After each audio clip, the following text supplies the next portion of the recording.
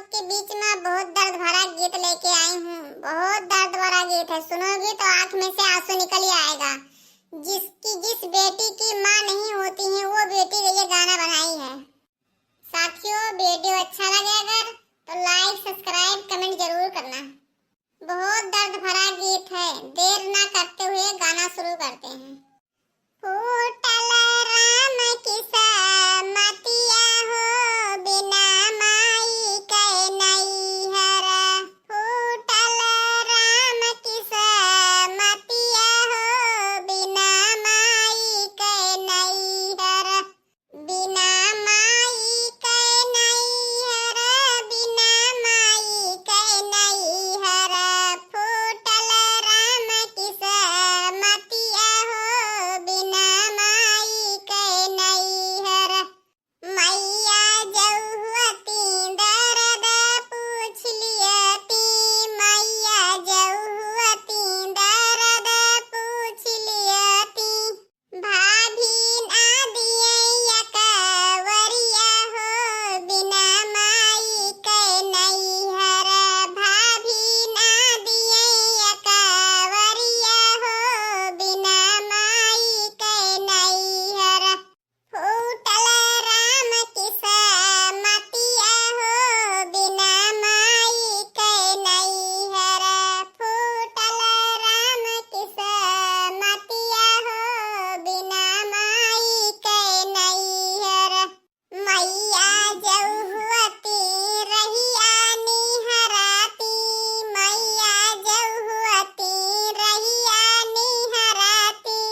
भाभी ना पूछे बतिया हो बिना माई के नैहर।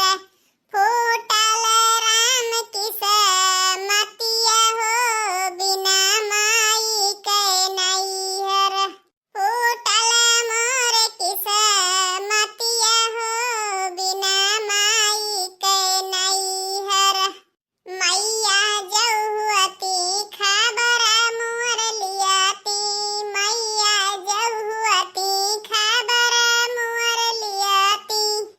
भाभी ना करें कब बतिया हो बिना माई के नैहर। फूटल मोर की मतिया हो बिना माई के नैहर।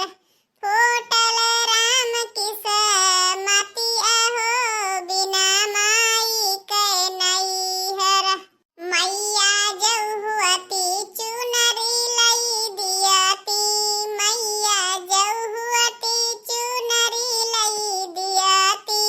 भाभी ना दिए फटही लुगरिया हो बिना माई के नैहर। फूटल राम की मतिया हो बिना माई के नैहर। फूटल मोर की मतिया हो बिना माई के नैहर। मैया जौहती भूखिया पियसिया पूछती, मैया जौहती भूखिया पियसिया पूछती। भाभी ना दिए खाली पनिया हो बिना माई के नैहर।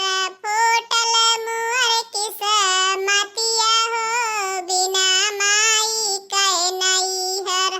फूटल राम की मतिया हो बिना माई के नैहर।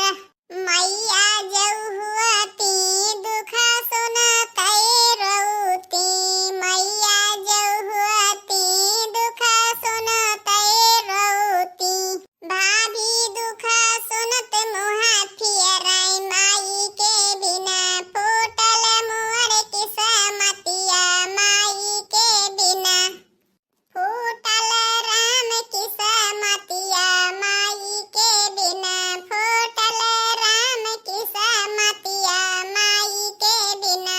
मेरे प्यारे साथियों, मेरे वीडियो को फुल आवाज करके देखना। बहुत दुख गीत है ये, बहुत दुख वाली गीत है। और ज्यादा से ज्यादा शेयर कीजिए और प्यारा प्यारा कमेंट लिखिए, लाइक और सब्सक्राइब जरूर करना। ये गाना बहुत दर्द भरा गीत है। है। जिस बहन बेटियों की माँ नहीं होती हैं, उनके लिए ये बहुत दर्द भरा गीत है।